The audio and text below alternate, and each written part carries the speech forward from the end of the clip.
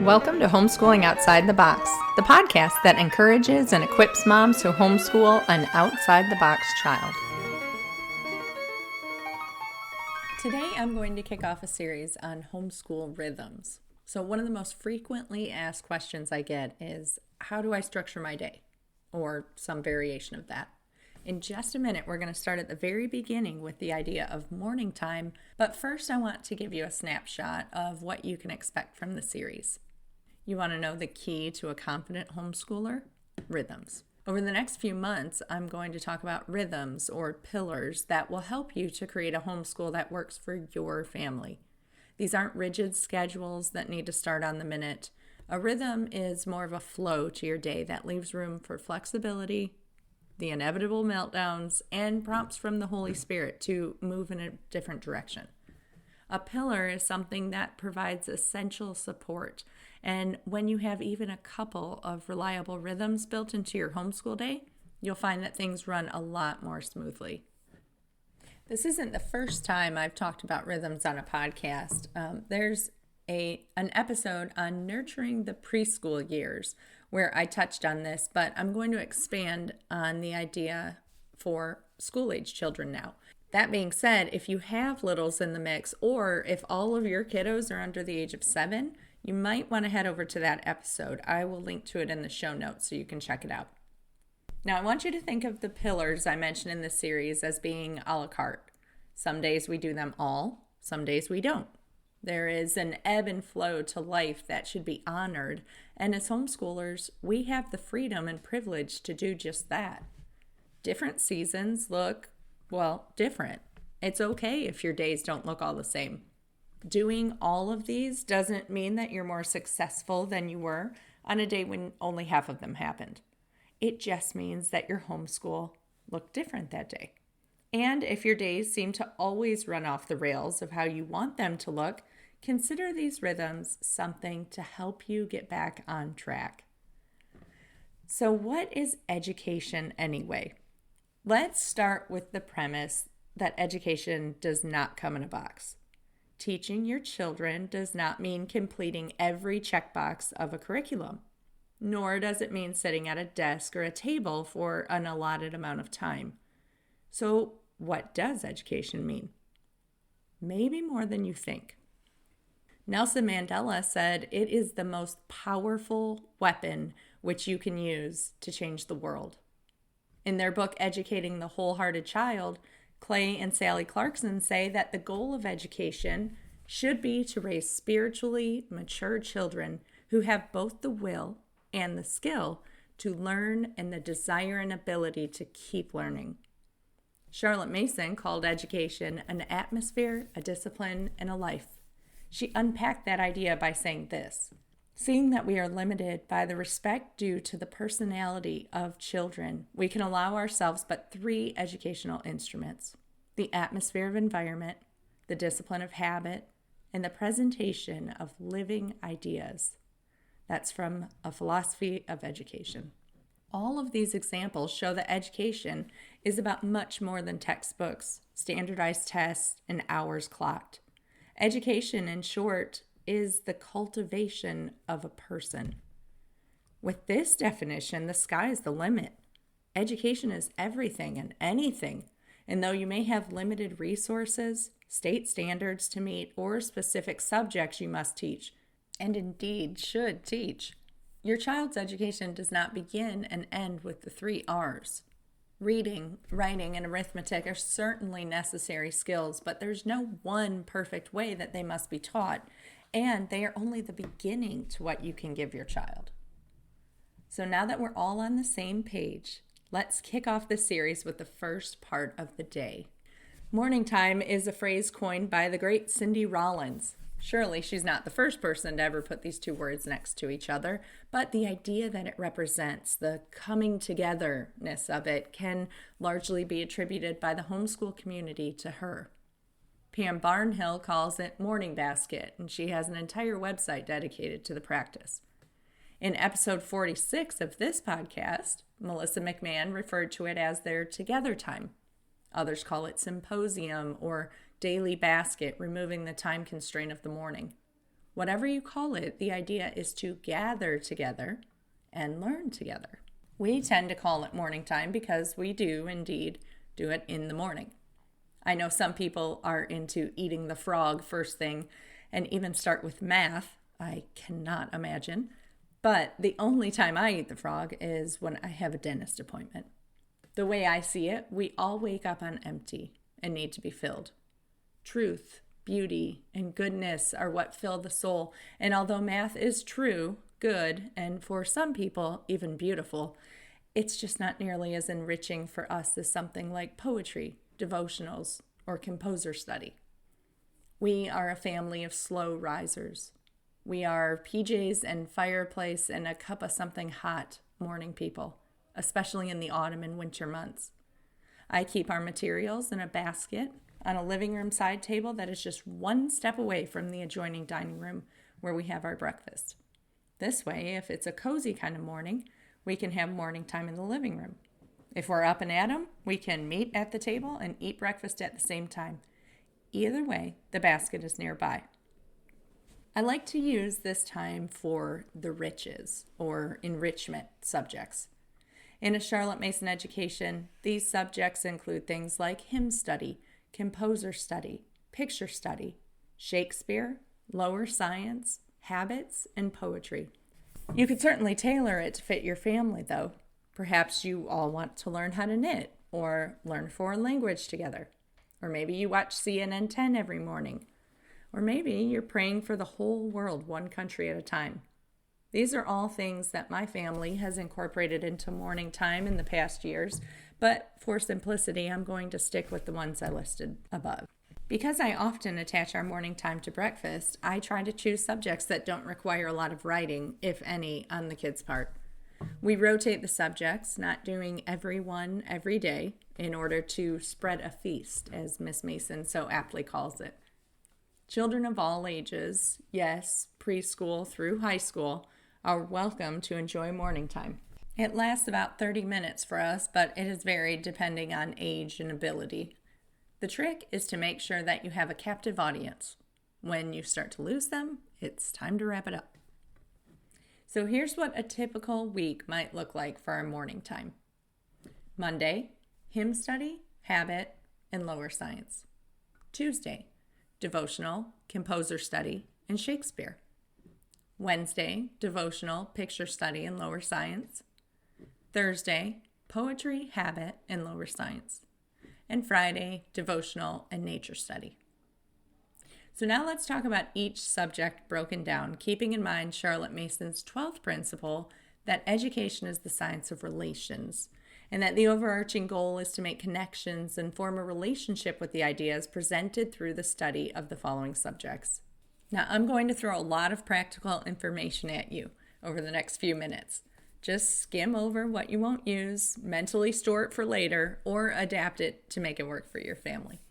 Keep in mind when I say a term that is 12 weeks long, and the final week of that term is intended for exams. So first is hymn study.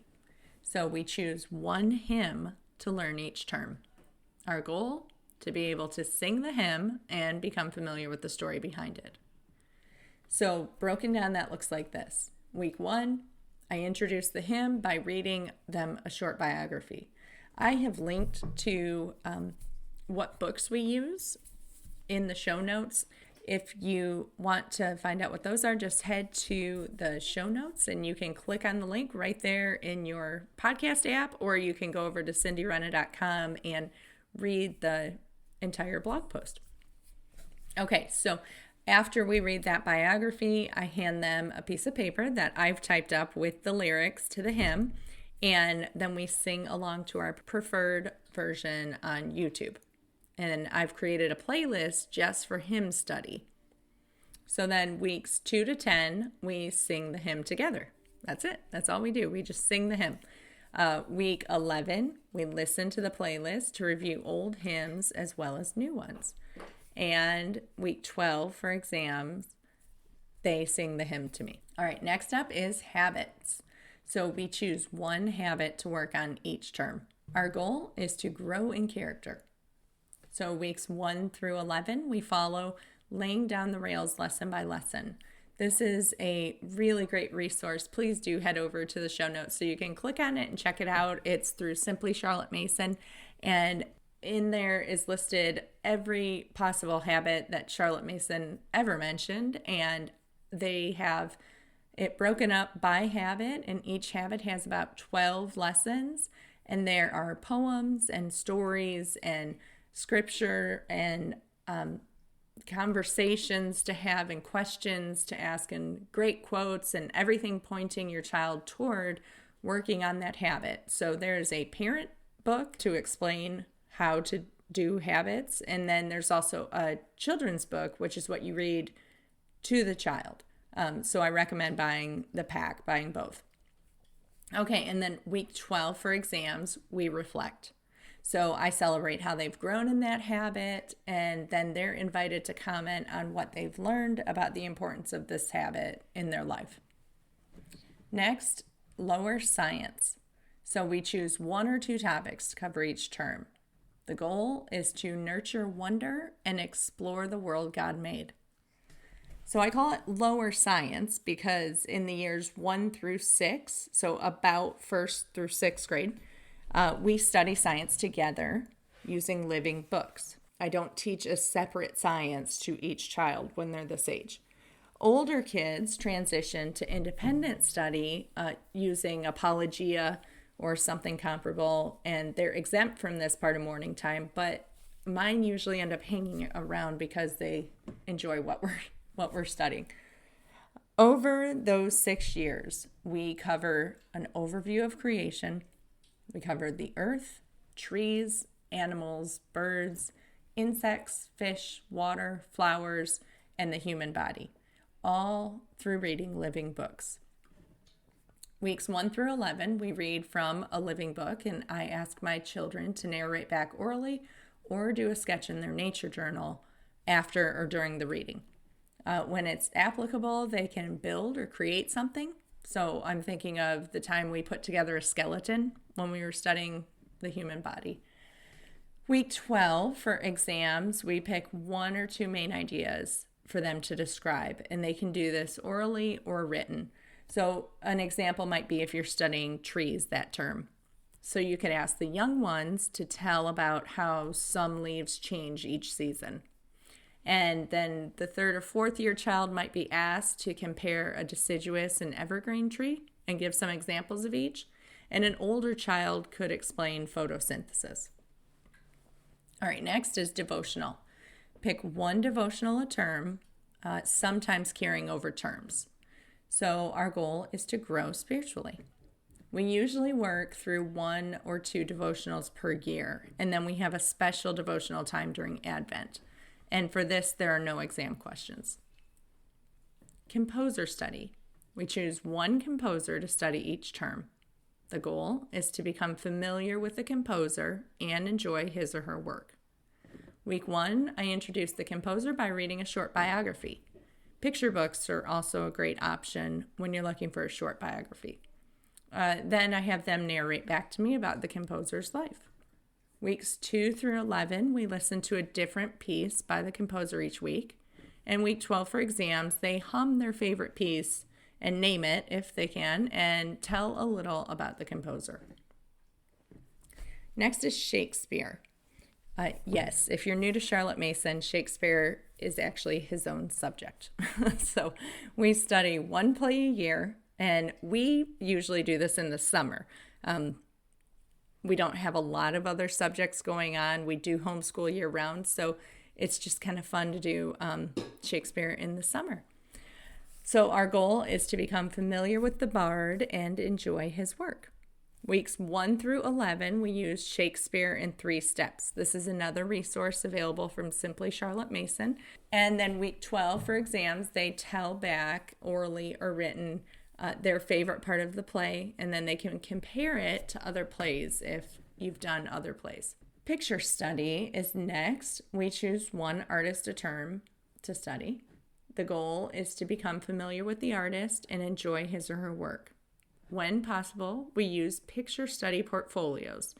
another fantastic resource from Simply Charlotte Mason. I feel like I'm doing a commercial for them, but truly, these are wonderful, wonderful resources. We've used them for years. All right, so week 1, I introduced the artist by reading a short biography. Again, picture books are a great option. And then I have them narrate back to me about the artist's life. Weeks 2 through 11, we admire a different work of art by the artist each week. And then week 12, for exams, they tell about their favorite picture and a little bit about the artist. Next is poetry.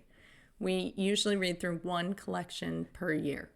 The goal is to explore multiple types of poetry and find our favorites. Weeks 1 through 11, we read from the collection. And week 12 for exams, they reflect on a favorite poem. And last up is nature study. These are weekly outings and nature journal entries, which can be done at any time in the day. The goal is to become naturalists who enjoy observing and exploring creation. Weeks 1 through 11, we go on a hike, walk, or outing every week, even if it's just in our neighborhood, and have your child make an entry in the nature journal afterward. And I encourage you moms to make an entry in your nature journal too. I keep my own and I enjoy it. I think it's a good practice and it's good to model for your kids too. Week 12 for exams, look back through the nature journal and reflect on your favorite outing or sighting. So hopefully these descriptions give you an idea of the atmosphere that you're trying to create with morning time.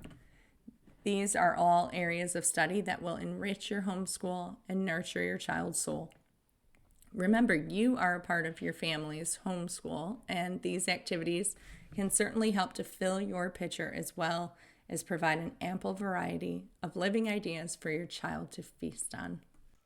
Thanks so much for listening to Homeschooling Outside the Box. If you are loving the show, please head over to iTunes and leave a review.